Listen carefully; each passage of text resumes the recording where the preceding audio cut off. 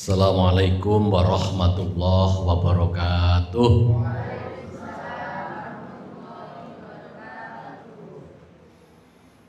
Alhamdulillahi rabbil alamin, alladzi arsala rasulahu bil huda wa dinil haq liyudhhirahu ala dini kullih wa kafa billahi syahida.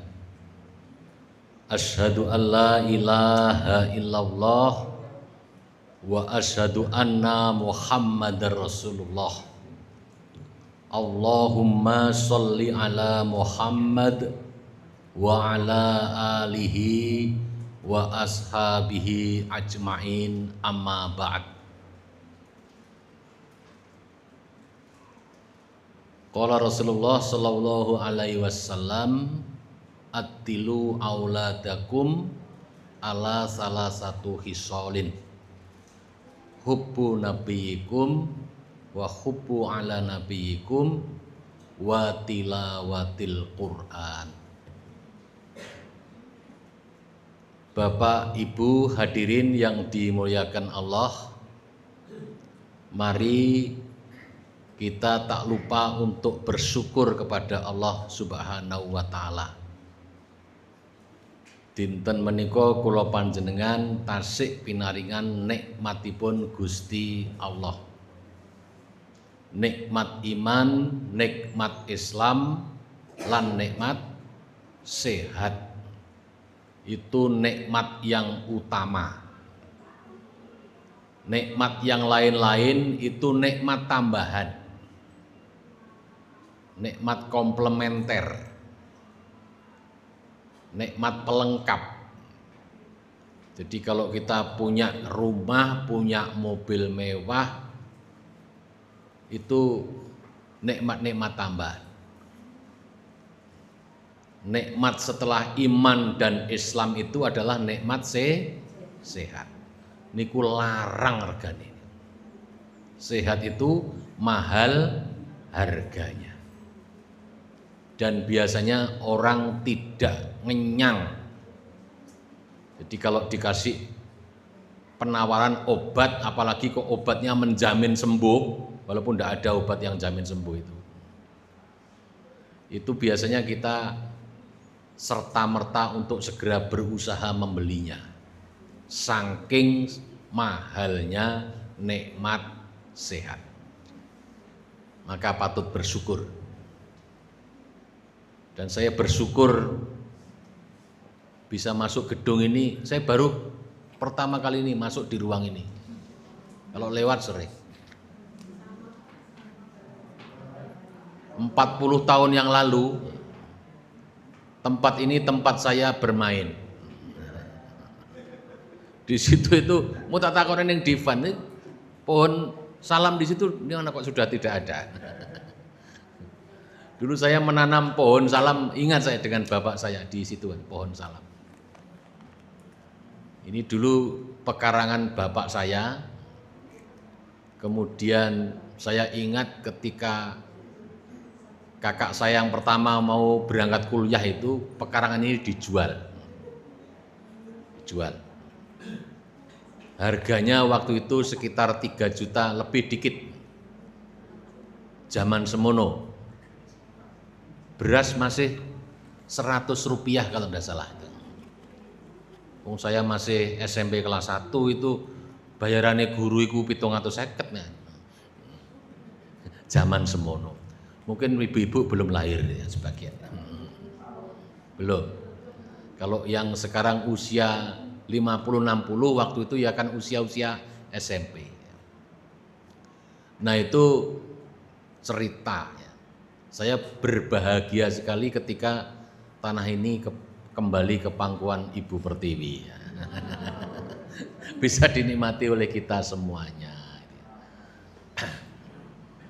Karena ceritanya bapak saya dulu itu, orang dulu itu kalau nabung, kalau harus ke bank itu terlalu lama, jaraknya terlalu jauh. Yang kedua, orang dulu orang ngerti moco tulis, sehingga kalau nabung, kalau banyak uangnya dibelikan tanah, Kalau nggak banyak-banyak amat dibelikan binatang ternak, ditukok nombeng, kok gede, mana, nah itu kemudian dijual lagi dibelikan tanah. Begitu orang dulu caranya nabung. Kalau sekarang ini kan nabung, kepepet, tarik ATM, entek meneh kan itu ya. Makanya nabung yang paling aman itu kalau sudah punya duit belikan tanah. Ya, belikan tanah. Itu katanya teman saya itu investasi bodoh-bodohan dan pasti menguntungkan itu beli tanah. Wis ora usah diopeni, ora usah tanduri, tanah itu jarne wae wis. 10 tahun yang akan datang mesti bertambah nilainya. Bahkan menurut para analisis perbankan, kecepatan naiknya harga tanah itu lebih cepat dibandingkan dengan bunga bank. Makanya aku wani jika duit bank tak tukoni lemah itu berani. Jadi kalau saya ngambil bank sekarang 50 juta, jarak kemudian 5 tahun, ngambil 100 juta, saya belikan tanah yang 50 itu 5 tahun lagi tanah itu nilainya bisa 3 kali lipat. Sementara bayar saya ke bank itu adalah tidak sampai 2 kali lipat.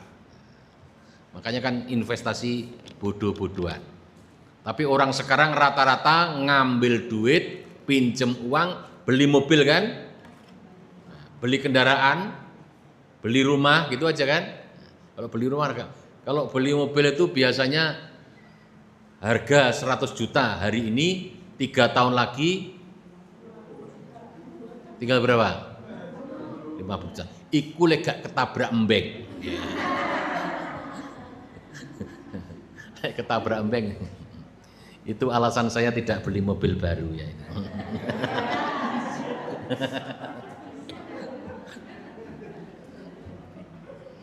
Sehingga ketabrak wedhus, tabrak embeng ora eman-eman, biasa aja. Saya ini sering terus terang digojloki sama teman-teman. Pak sampai ini dulu pengurus Muhammadiyah Kabupaten tumpakane mobil kaya ngono. Saya gampang, lha sok mben ora dadekno pitakon kubur ngono. Bapak Ibu hadirin yang dimuliakan Allah, ini memang yang diundang wali murid ibunya ya.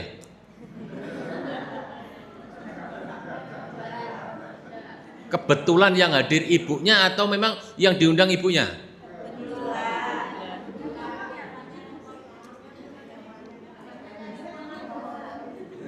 Ya. Karena sekarang status orang tua murid itu sudah mulai menyempit. Yang dimaksud orang tua itu adalah ibu gitu ya. Padahal bapak itu juga adalah pentingnya loh untuk berpartisipasi itu.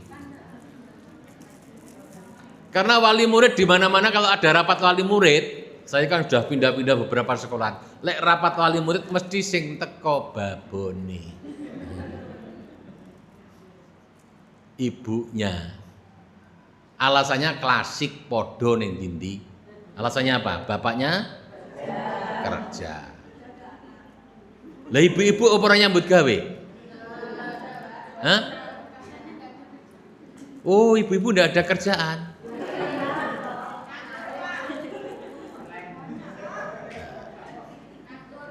Katanya seorang psikolog Aisyah Dahlan itu, pekerjaannya ibu ini sesungguhnya jauh lebih banyak dibanding pekerjaannya bapak. Saya kano bapak, rugi sama ini betul-betul kano bapak.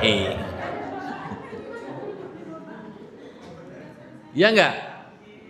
Kalau bapak itu, kalau saya misalkan ya jam 6 atau lebih dikit sudah berangkat. Sekolahan kerja deret, jam 2 sampai setengah 3 mulai jam 3 lah paling lambat misalkan.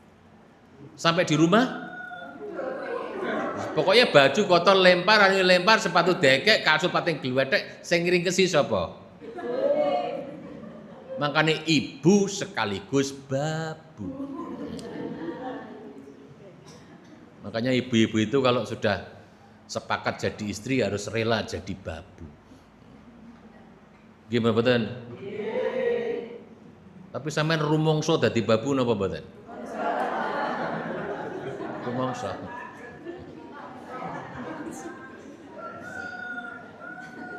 Ndak, tapi itu naluri manusia kok. Naluri manusia. Wanita alhamdulillah oleh Allah dikasih naluri seneng masak, ya. Seneng isah-isah. Seneng umbah-umbah, ya. Iku mbiyen. Saiki ora patek. Wanita sekarang nalurinya berubah shopping. Terus napa meleh? Selfie. Ya enggak? Sebagian besar. Sekarang itu atasannya sarapan sego pecel dipoto dhisik. Sarapan keluarga kami pagi ini. Iya kan? Jadi mau makan sama keluarga itu lupa berdoa gara-gara selfie dhisik. Gitu ya. Alhamdulillah ibu-ibu mendapatkan hidayah. Hidayah itu petunjuk, bukan hidayah arek karang templek kae, bukan. Dapat petunjuk. Apa petunjuknya Allah kepada kita? Yaitu dalam rangka mengantarkan anak-anak kita netepi sabdanipun Rasulullah Muhammad sallallahu alaihi wasallam. Didiken anakmu marang telung perkara. Nomor 1 mencintai nabimu, hubbu nabiyiku. Mencintai nabi niku, wong nabi pun boten enten sakniki. Bagaimana mencintai nabi? Berarti mencintai akhlak, tuntunan, risalah yang dibawa oleh Nabi Muhammad sallallahu alaihi wasallam. Tapi wong wedok-wedok kadang-kadang ya plerak ya bojoku lek nyontoh Nabi bahaya iki. Bojone iso akeh ngono.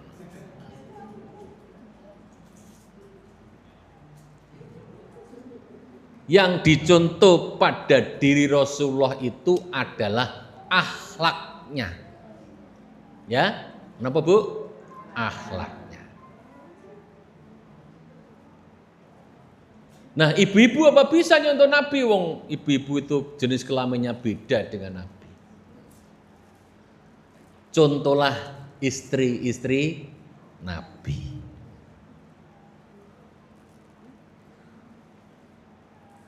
Niki anu Bu nggih, cerita. Tapi jenengan mboten tersinggung lho ya. Nabi itu pernah didatangi Umar bin Khattab. Ya Rasulullah, saya ingin berkeluh kesah kepadamu ya Rasul. Dengan bahasa saya, tapi intinya gitu ya. Kenapa Umar? Waktu itu Umar bin Khattab kan orang yang gawarang, tegas, tegap, terengginas, gak cengeng. Pada saat itu Umar bin Khattab nangis. Mengapa engkau menangis ya Umar? Ternyata Umar bin Khattab ini menantunya itu meninggal di medan perang. Sehingga anaknya Rasulullah berarti menjadi JM, janda muda. Sekarang kan ada istilah JT, janda tua, ada janda muda, ada JUS, janda usia sekolah. Lek teng mriki mboten enten. Kok enggak tahu? Loh. Saya ini kemarin ikut itu dari Yayasan Suwar itu salah satu yang diatasi namanya JUS, janda usia sekolah. Kalau di Jember Selatan enggak ada. Di Jemsel. Kalau di Jember Utara alias Jemtra itu itu ada. Di sana itu komunitas Madura itu arek kelas 6 dirabek, kelas 1 SMP dirabek, kelas loro dirabek nih. Oleh setahun pegatan, maka jadilah JUS. janda usia sekolah. Maka pemerintah mengambil kebijakan, boleh enggak jus sekolah? Boleh. Bahkan sekolah reguler masih membolehkan menerima siswa dari kelompok jus. Ya kalau di sini alhamdulillah tidak ada. Wong Jember Kidulan ini apa meneh wong Watu Kebo, insya Allah menikahkan anaknya dalam usia sesuai dengan ketentuan. Umur berapa menikah yang ideal? 25. Betul ya? 25. Maka yang disebut dengan selawe. Selawe itu seneng, lanang, wedo.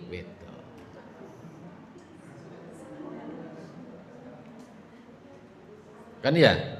Mestinya kan 25. Selikur, walikur, telikur, palikur, 25. Lah orang Jawa karena usia ideal menikah itu umur 25, maka 25 disebut dengan selawe. Seseneng lalanang wedo. Angel ngaji ngene iki. Ustad-ustad masih sing tamatan Al Azhar ora enek kitabe ngene iki. Ndak ada. Nah, beruntung anak-anak kita disekolahkan di tempat-tempat di mana sekolah itu memberikan bekal penguasaan pemahaman agama Islam yang sedalam-dalamnya.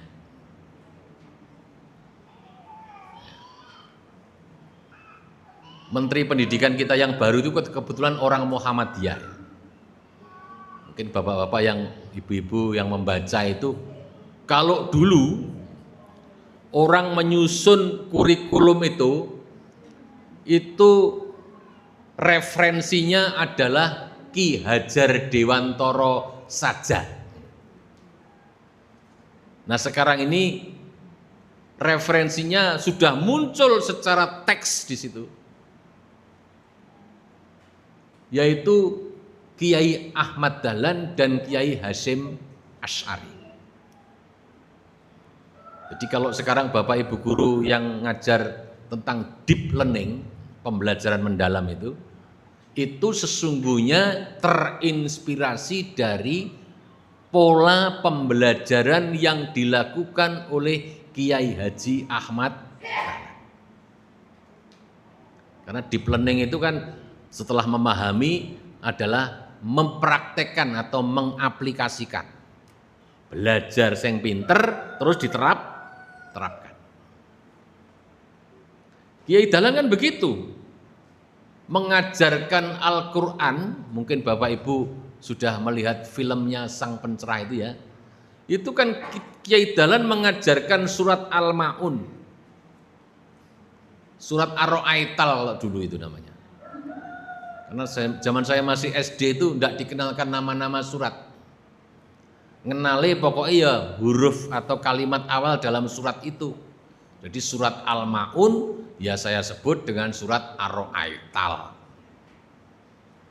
Al-Baqarah itu aku ngerti ini tas-tas kiai. Dia ngerti ya surat Alif Lam Mim.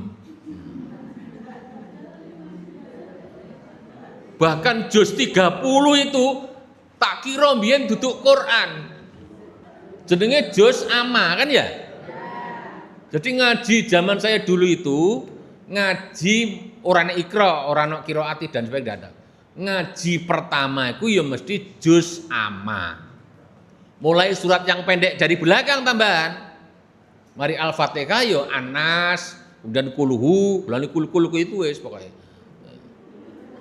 Tamat juz amma baru munggah maca Quran.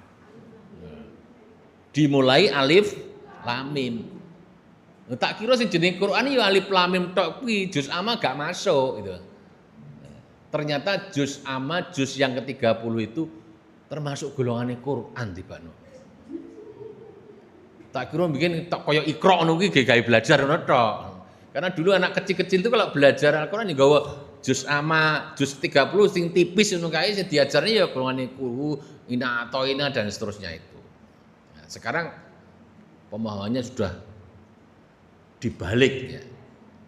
Bahkan begitu selesai Iqra atau metode apa yang lain itu langsung ke Al-Baqarah. Dulu enggak, saya pemahaman saya juz amma itu pokoknya ya hafalan surat pendek itu aja. Bukan masuk Quran. Nah, Kiai Dahlan mengajarkan surat Al-Maun. Itu kan dianggap juga merupakan surat pendek atau surat Al-Maun. Surat Ar-Ra'aital itu. Surat yang mengajarkan bagaimana seseorang itu dianggap orang yang dusta terhadap agama itu orang yang seperti apa? Ar-ra'aital ladzi yukadzibu biddin. Nah, indikator yang pertama kan orang yang mendusta agama itu ora peduli, ora gelem weweh, gak gelem ngowahi makan kepada orang miskin. Jadi wong melarat kaliren itu awake dhewe gak ngereken. Padahal kita berlebih. Siapa yang tidak berlebih makanannya? Sekarang ini orang berlebih-lebih makanan. Gimana? Sampai pernah bikin makanan kemudian sampai kurang-kurang nomor. Sing kurang uangnya. Saya ini kadang-kadang waduh. Makanya saya itu kalau di rumah sudah merencanakan. Misalkan hari ini tadi, saya hari Ahad ini, saya sudah tidak masak sudah. Kalau hari Minggu ini wis hari libur sembarangan nih wis, masak juga tidak dan sebagainya. Nah itu kan barokahnya mubalek Pak. Nah tadi saya kan ngisi pengajian Ahad pagi di Mangli, kan dapat kotaan mesti ya, dapat kotaan. Di sini mesti sego, lawe mesti istimewa, gak mungkin, jangan bung gak mungkin, gak mungkin. Kalau jamaahnya dapat satu-satu, mubalaknya gak mungkin oleh siji, kan ya, paling gak loro Pak niki dalem seteng griya. Anak sampean pira loro, lu tak kawani apa gak, sing loro gak ning omah kabeh aku ngono. Cukup sudah berlebih dua itu. Bagi saya sudah berlebih. Nah kadang-kadang ada yang membawa itu berlebihan. Dihitung sak putu-putuku barang. Lah arek saiki dipangani ngono-ngono kuwi gak patek tertarik arek saiki. Kan ya? Dibawahi beda dengan zaman saya Pak Matali, Pak Basuki sik cilik kuwi bapake budal genduren. Weh gak lunga-lunga ning omah iki ndawuh pipis ngenteni pakku teko oleh berkat kan ya. Kan ya. Sekarang coba anak sekarang. Jenengan mantun pengaosan mulai nggawa berkat. Tertarik anake sampean? Apa nek kok bapake sing nggawa berkat, sing dibutul godhong ngono kae. Eleh wis tambah ora ngereken belas.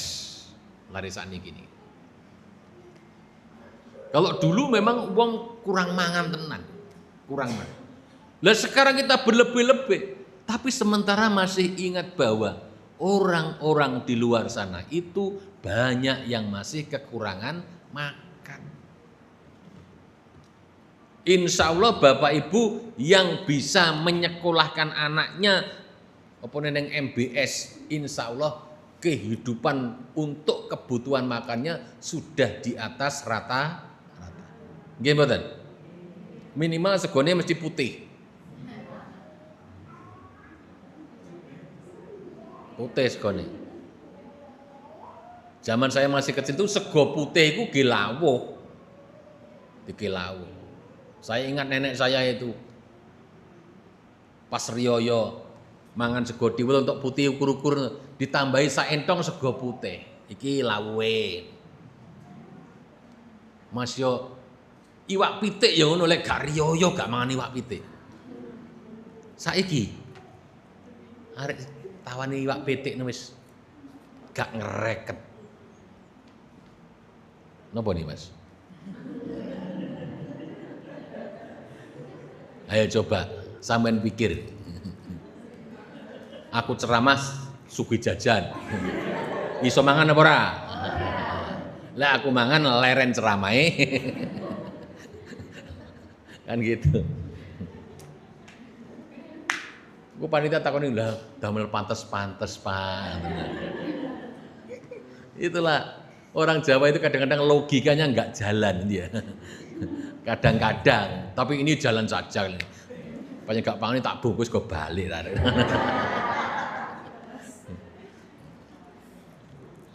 Nah itu tadi ya, kita memahami Al-Quran versi Kiai Dahlan tadi itu bukan sekedar membacanya, bukan sekedar apalnya, ya, tetapi yang lebih penting bagaimana nanti diamalkan. Hadis yang saya hafal ketika saya ngelola TPA atau TPQ dulu, khairukum man ta'allamal Qur'an wa 'allama. Saapi-apike menungso iku wong sing gelem belajar Al-Qur'an, mempelajari Al-Qur'an, memahami Al-Qur'an lan nindakake isi kandungan Al-Qur'an. Diterapkan. Ya, pembelajaran yang sekarang deep learning itu maksudnya juga begitu. Kenapa? Sekarang tuh banyak jargoni. Iso ujar tapi gak iso lakoni. Pinter ngapal nih iso, ini iso, tapi tidak bisa menerapkan. Karena apa? Ilmunya sekedar dipahami dan dihafalkan, tapi bukan untuk diamalkan.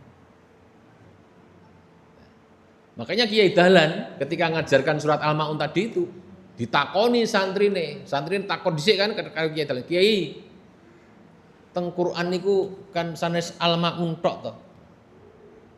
Bahkan katanya 30 juz itu 114 surat.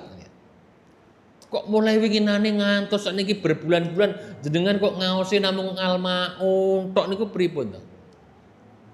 Akhirnya santrine takoni, "Ya, kowe wis hafal surat Al-Maun?" "Sampun, Yai." "Ngapal ngetepal." "Wis ngerti maksude?" "Sampun." "Ngertos kula maksude." Banjur sing nomor 3 takon, "Wis kok lakoni?" Nah, belum. Apa artinya? Ngaji itu yo dibaca dengan benar. Ya, dibaca dengan benar. Dihafalkan. Jadi kan titip teng mriki kan dalam rangka anak-anak sudah bisa menghafal Al-Qur'an tahap pertama itu. Dihafalke. Engko lek wis apal, ayo bareng-bareng dikawal anak-anak kita itu supaya bisa mengamalkan isinya Al-Qur'an.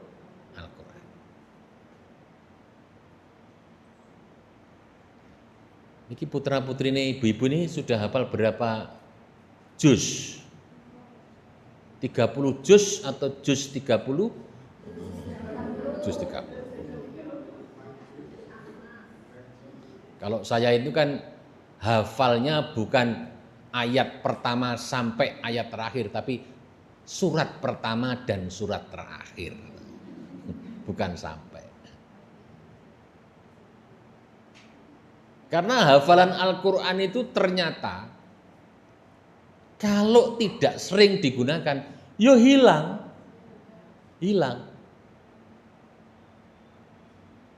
Saya pernah punya ketua pemuda Muhammadiyah di PP itu, namanya Imam Ad-Daruqutni. Ketika terpilih itu dia adalah hafidz Quran. Waktu itu masih langka hafidz Quran itu. Masih langka, dia hafidz Quran. Nah kemudian dia jadi ketua muda, kemudian terjun dalam dunia politik bertahun-tahun. Pertemuan berikutnya digojloki sama teman-teman. Sekarang kira-kira masih hafidz Quran apa enggak ya gitu ya. Karena sering bergelut dengan politik. Nah politik itu baik atau jelek Bapak Ibu? Halo? Politik itu baik atau jelek? Politik itu baik jeleknya tergantung pada orangnya. Yang joget-joget winane kan bersyukur itu ya. Orang itu para anggota DPR yang syukur karena tambah tunjangan 50 juta. 50 juta per bulan itu ora usah kabeh sitok ae diweno MBS ning kene. Oh, kira-kira gak ono Ustadz MBS yang rodok kuruno gak ono.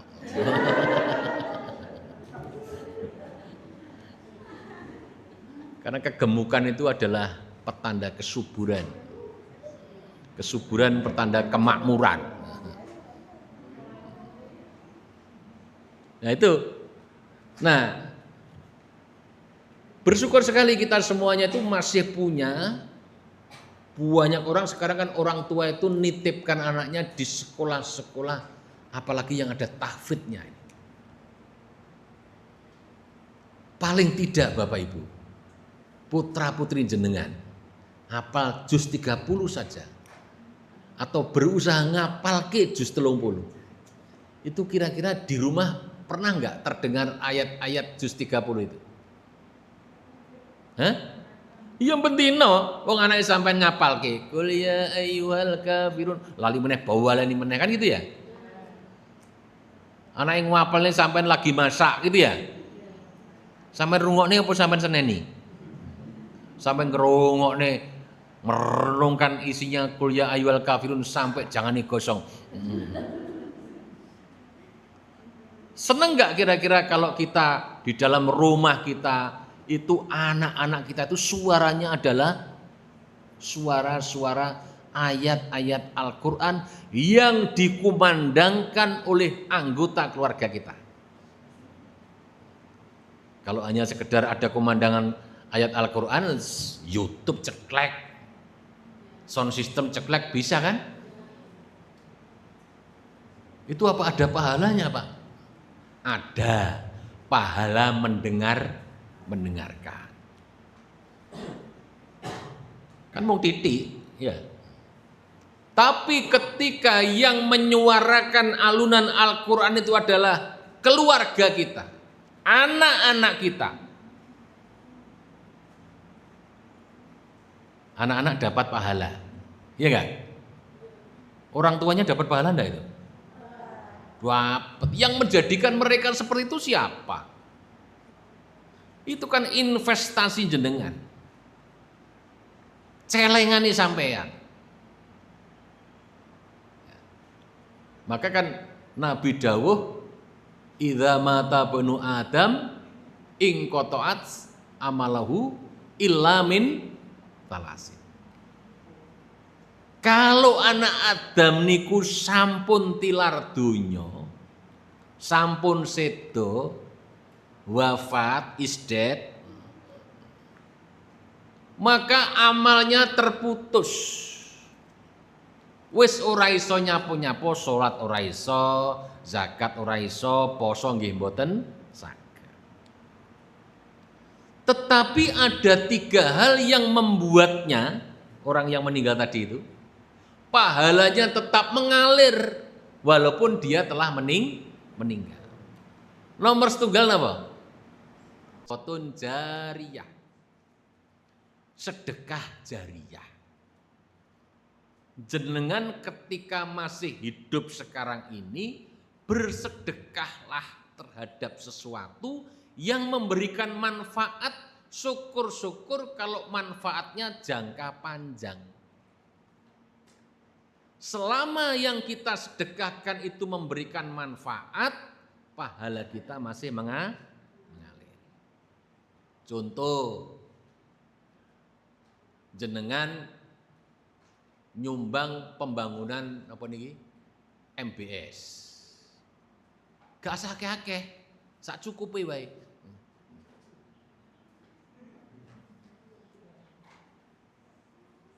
Ndak usah banyak-banyak. Selama gedung ini digunakan, apalagi digunakan untuk menghafal Al-Quran, untuk ngaji, untuk mendidik anak, latihan sholat dan sebagainya, pahalanya tetap mengalir. Walaupun panjenengan sampun sowan dateng Gusti Allah.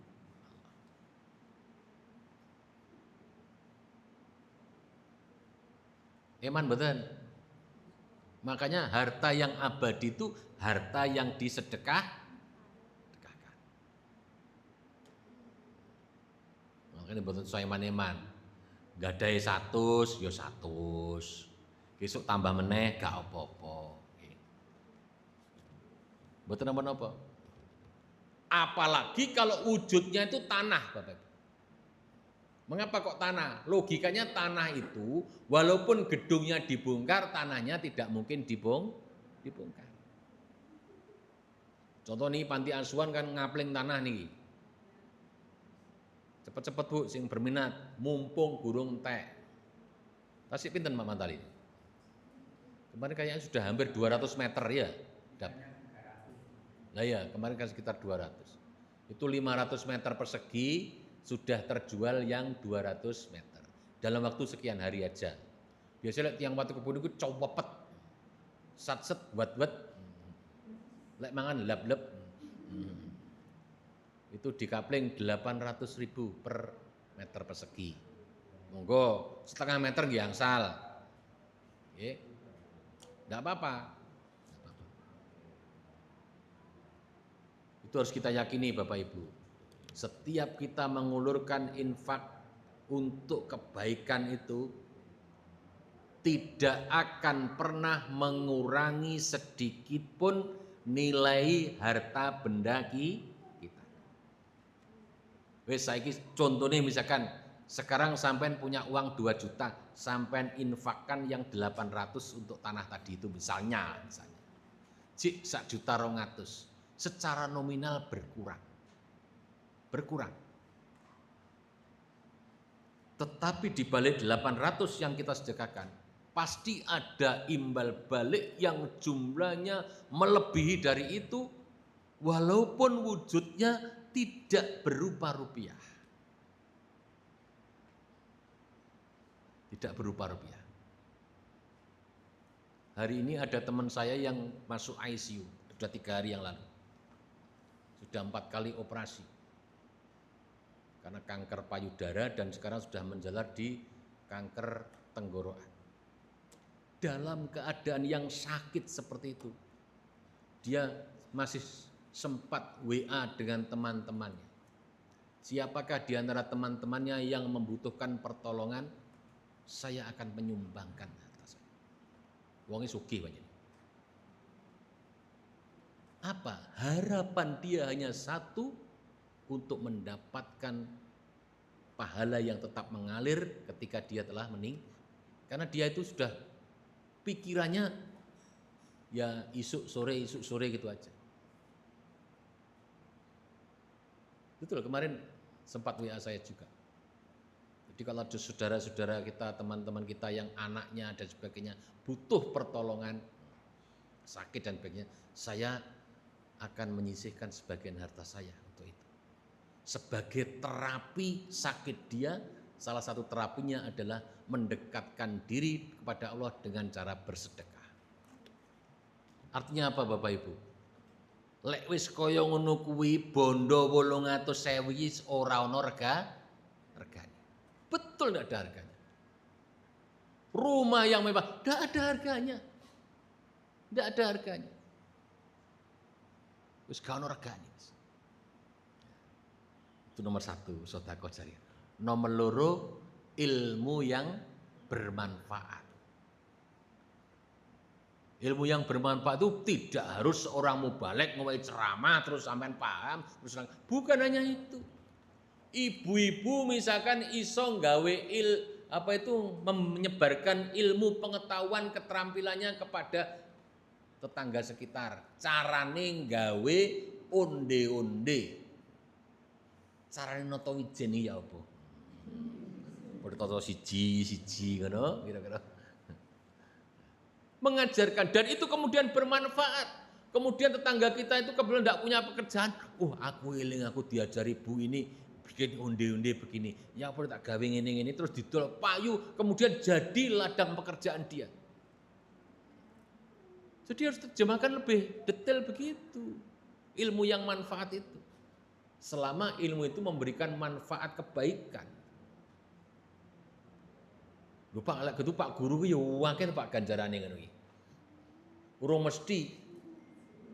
Urung mesti. Bahkan sekarang peran guru itu mulai sedikit bergeser. Makanya yang masuk kelas itu ada 2 sekarang. Bisa dua-duanya, bisa salah satunya. Kalau guru itu bisa dilakukan oleh siapa saja. Wong gendengnya sudah di guru. Orang yang perbuatannya 5M bisa jadi guru. Hanya jadi guru aja. Mengajarkan matematika 5 tambah 5, rumus segitiga. Semua orang boleh. Bisa. Tetapi untuk menjadi seorang pendidik harus orang baik. Harus orang baik.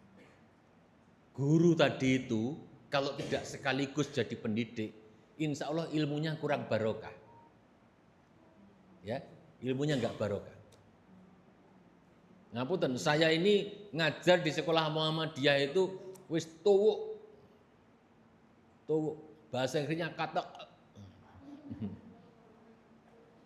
Wis tuwuk. Di sekolah negeri saya sudah 25 tahun. Tuwuk saya. Saya merasakan betul. Ngapunten, saya merasakan betul. Di sekolah-sekolah apalagi yang berbasis Islam, itu kalau bukan karena panggilan jiwa pendidik dari ustadz-ustadzah ini, nggak datang. Yang hadir di sini adalah para pendidik, bukan sekedar guru. Kenapa? Hadirnya karena panggilan. Ya. Apa namanya itu? Ada ruhul mudarrisnya. Jiwa seorang pendidik itu muncul. Kalau di sekolah-sekolah luar sana itu yang pendidik juga banyak. Tetapi yang hadir sebagai guru atau sebagai karyawan atau sebagai pegawai saja itu juga banyak. Jadi gelem ngajar, gelem mlebu kelas, lek hitungane jelas. Bayarane jelas. Bayarane genah. Tanya ustadz-ustadz tadi sih, ono sing jelas bayarannya.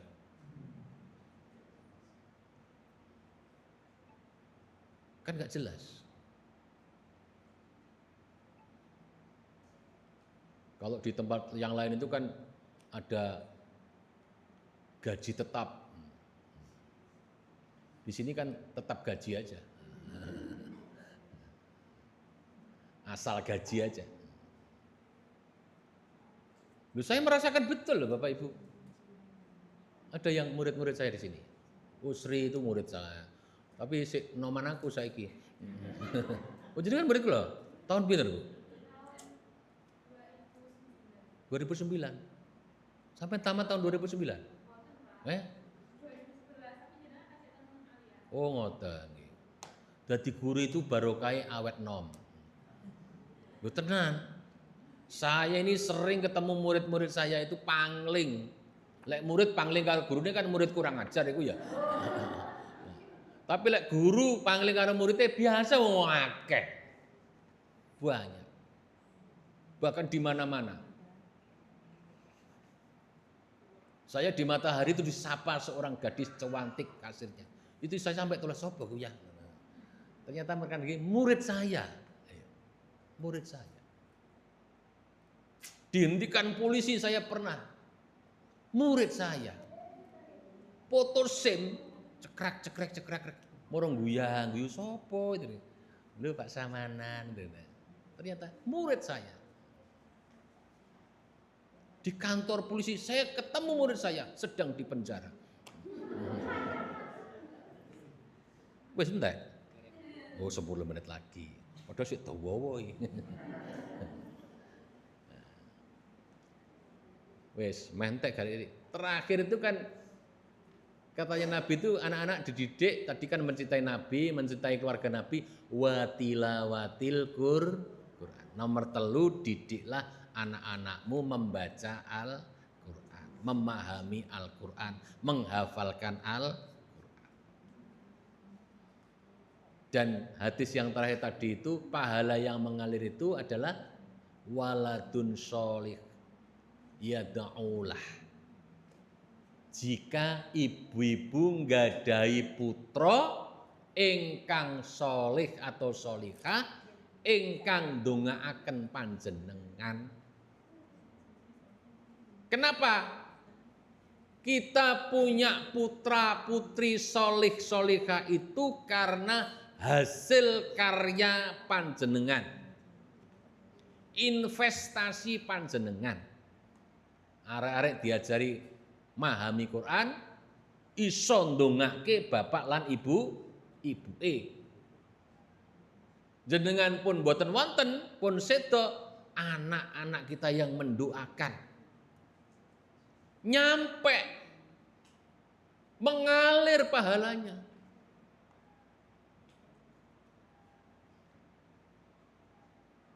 Gitu Bapak Ibu.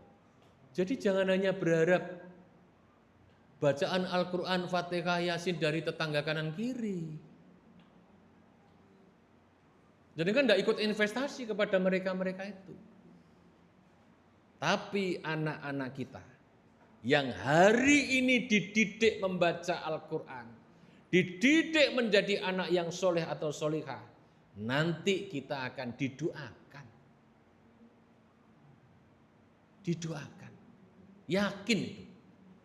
Lek anake sampean sing ndongake itu wis ora kenal waktu, tiap hari bar salat didongake, ora usah ngenteni gawe berkat. Nggih mboten? Ayo. Sampeyan ngundang tanggane kan sik ngenteni 10 dina, 40 dina, nyatus nyewu dan seterusnya kan ya. Sik gawe berkat. Sik ngowahi rokok. Kadang nek sing ngowahi sangu amplop barang. Saya ingat kalau 1000 harinya itu biasanya anu rodok pepek iku. Boleh wedhus ya, jajane komplit. Terus kadang-kadang yang berkatan wis duwe rokok sakpak-sakpak. Kadang-kadang ana amplopane 2000-an ya ono. Tapi kalau jenengan mulai hari ini berinvestasi itu, ora usah ngenteni sewune. Ora usah ngenteni nyatuse. Kan ya? Bendino ora usah ngenteni malam Jumat. Ora usah gawe berkat. Murah meriah toh? Dan dijamin doanya anak-anak yang soleh itu sampai nyambung. Ngoten lho nggih? Mboten keranten kula wong Muhammadiyah terus ora gelem selamatan. Ora, aku ya seneng selamatan. Cuman modele beda. Jadi orang sana itu kalau selamatan kan selamatan itu identik dengan makan-makan, genduren, berkat, ingkung dan sebagainya. Jenengan lek selamatan, ingkung dan sebagainya ngundang tonggo kiwa tengen wong 100 misalkan. Cukup duit 2 juta. Mboten cekap nggih? Gak cukup. Yakin sampai lek ngundang wong sakmono kae kemudian wae berkat kemudian doanya mereka sampai. Yakin enggak? Wong sing teko kadang-kadang ya ora iso ngaji kok. Mergo tanggane lah bodal ae sing penting oleh berkat. Iya enggak? Tapi lek 2 juta kae mau sampean gawe selamatan dengan model lain, digawe wakaf tadi itu. Lho janjine Nabi wis genah. Kan ya? Genah. Sodakotun jariyah. Selama tanah itu, selama bangunan itu digunakan untuk kepentingan keagamaan, kepentingan umat dan sebagainya, pahalanya tetap mengalir. Efektif mana? Efektif mana? Medit wah gak tahu selamatan wong kamandiyah iku. Ya sesekali sampean lek pengajian kae, giliran pengajian kan olah-olah atau mesti jenenge ketekan daya, mesti kan suguh, gupuh, lungguh, lawuh. Mesti kan ya. Sing teko jamaahe 50, sampean gawe pira? Ya 100, sing 50 dumno tangga-tangga. Mubaleke wae 4, aja kakek 4 ae. Kan gitu kan. Ngoten nggih Bapak Ibu ya. Ayo, ini luar biasa. Saya seweneng di Watu Kebo ini sudah ada kegiatan menghafal Al-Qur'an. Jadi mulai mbiyen yo enek, cuman caranya kan masih tradisional. Apalan kon maju siji-siji. Jadi dulu kan saya tamat SMP Muhammadiyah Watu Kebo itu wajib tamat SMP kudu apal juz 30. Jadi lek wis waya apalan sing dawa-dawa kari-kari ngono kae wis budal atus ya karo ngapalin amma ya tasalun ngono sekarang mergo wedi lek gak sampai apal. Mengatakan terima kasih, mudah-mudahan bermanfaat baik bagi Bapak Ibu khususnya bagi saya. Ngeten iki kula nggih nuturi kula kiambak.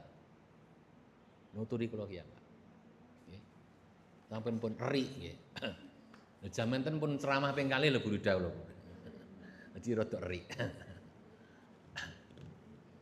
Walaupun saya sudah sedikit membatasi karena kondisi keluarga saya yang harus membatasi. Demikian terima kasih. Assalamualaikum warahmatullahi wabarakatuh.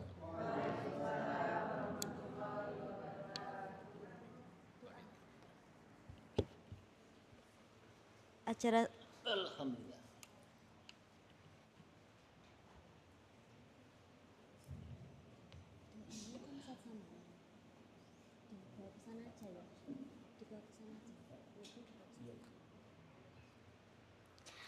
Acara yang selanjutnya yakni doa yang akan dipimpin oleh Ustadz Ahmad Samanan. Kepada beliau kami persilahkan. Lali Mbak ya. Bismillahirrahmanirrahim. Innallaha wa malaikatahu yusholluna 'alan nabi. Ya ayyuhalladzina amanu shollu 'alaihi wasallimu taslima. Allahumma sholli wa sallim wa barik ala Muhammad wa ala alihi wa ashabihi ajmain. Allahumma fir lil muslimin wal muslimat wal mu'minin wal mu'minat al ahya minhum wal amwat innaka sami'un qaribun mujibud da'wat ya qatil hajat. Rabbana la tuzigh qulubana ba'da id hadaitana wa hab lana min ladunka rahmah innaka antal wahhab. Rabbana hab lana min azwajina wa dzurriyyatina qurrata a'yun waj'alna lil muttaqina imama. Rabbana atina fid dunya hasanah wa fil akhirati hasanah wa qina adzabannar. Subhana rabbika rabbil izzati amma yasifun wassalamun alal mursalin walhamdulillahi rabbil alamin.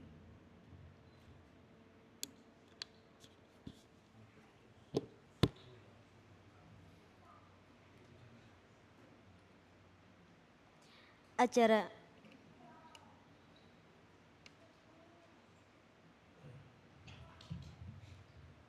yang terakhir yakni penutup. Marilah kita tutup acara pada pagi hari ini dengan membaca doa kafaratul majelis dan alhamdulillah bersama-sama. Subhanakallahumma wa bihamdika asyhadu an la ilaha illa anta astaghfiruka wa atubu ilaik. Walhamdulillahirabbil alamin. Sekian dari kami, kurang lebihnya mohon maaf sebesar-besarnya. Akhirul kalam, nun wal qalami wa ma yasturun. Wassalamualaikum warahmatullahi wabarakatuh. Waalaikumsalam warahmatullahi wabarakatuh.